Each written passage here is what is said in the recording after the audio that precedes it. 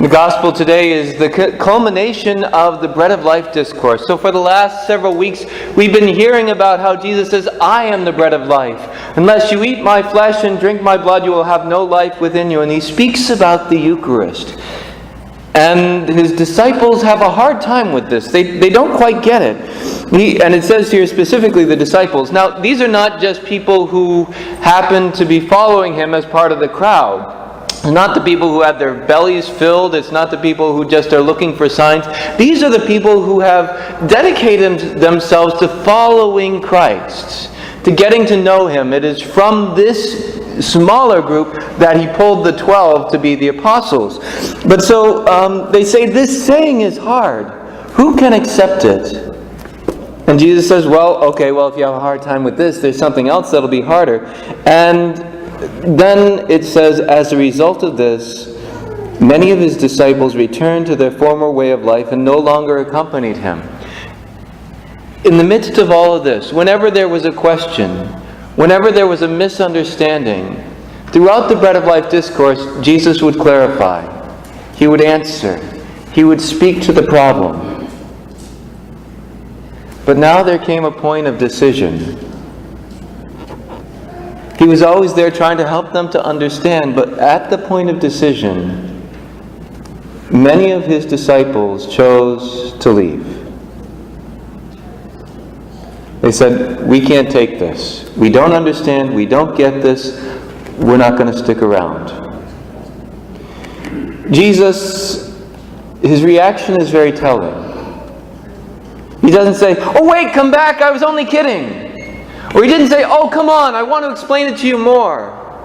He turns to his disciples and says, boy, we need to really get a new PR campaign, don't we? No, he doesn't say that. He turns to the 12 and he says, do you also want to leave? I've spoken the truth. I've spoken what I know will bring you life. And many have rejected it. They don't like it, they don't understand it, they don't get it. But I can't give them anything but the truth. In fact, in the penitential act today, we heard Deacon John lead us through speaking about the consolation of the truth. The consolation of the truth. But he says to them, will you also leave me? Simon Peter is just like, Master, to whom shall we go? You have the words of eternal life. We have come to believe and are convinced that you are the Holy One of God. Translation. We don't have a clue as to what you mean. We don't get it. But we know you have the words of life. And so we're going to continue to follow you. We trust you even though we don't understand you. Even though we don't get it. We're going to still follow you. This other group, in the words of Jack Nicholson, they couldn't handle the truth. They just couldn't get it. But so, it's important to note here, Jesus, he wants us to have life. He will explain to us. He will help us. He will go through this. But when we make the choice to turn away from him, he never steps on our free will. Never. He will be waiting there as soon as we turn back. He will be calling to us, but he never steps on our free will. He will always be there and say, well, if that's what you want, that's what you can choose to do. Even if it means walking away from him. And notice I'm saying walking away from him.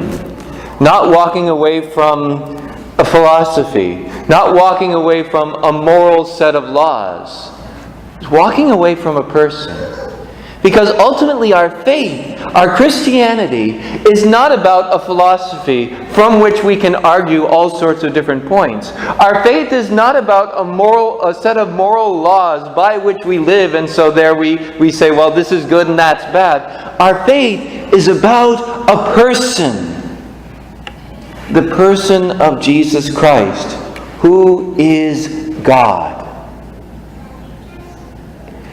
And the world can argue and argue and argue against him. But ultimately it comes down to, he is the truth. Do we choose to follow him or not? Whether we understand him or not.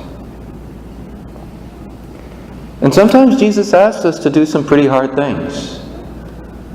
Sometimes Jesus asks us to do even the impossible. Think about this. Jesus commands, love your enemies. If enemies were easy to love, they wouldn't be our enemies, now would they? It's hard enough to love our friends and our families sometimes. Our enemies? And Jesus commands, love your enemies. Pray for those who persecute you. Jesus teaches us how to pray and says that we ask the Father to forgive us our trespasses as we forgive those who trespass against us. And he commands us not to forgive 7 times, but 77 times. He commands these impossible things. But it's not like he's standing back and saying, okay, I'm commanded you, I'm going to watch to see if you can do it. Rather, he is involved in our lives. He's pouring out his grace. All we have to do is ask and beg and say, God, please help me. I can't do this. I know from my own experience, I cannot love my enemies. I need God's help. I need God's grace. And he will pour that into our lives if we ask. And we ask and say, God, I can't do this on my own. I need you. And he'll help us to do that impossible thing. Sometimes we don't understand what it is God is asking of us. For instance, the second reading today. Now, St. Paul says to us in the second reading, wives should be subordinate to their husbands as to the Lord. And I'm guessing that the hairs on the back of some people's necks must have gone up with that statement saying, "Rrr." And I will say to you, if you believe that St. Paul says to the wives, you need to be a doormat, servant, slave to your husband, then you are absolutely right to get those hairs on the back of your neck standing up.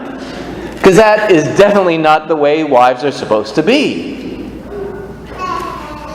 And that's not what St. Paul is saying either. But this is one of those times where we instead of automatically running away and saying, well, I don't believe it, we need to say, God, I don't understand this. Help me to understand what's being said. Briefly, an explanation of this passage to the best of my ability. We start with, be subordinate to one another out of reverence for Christ. He's speaking to everyone, to every Christian, to subordinate our wills to another.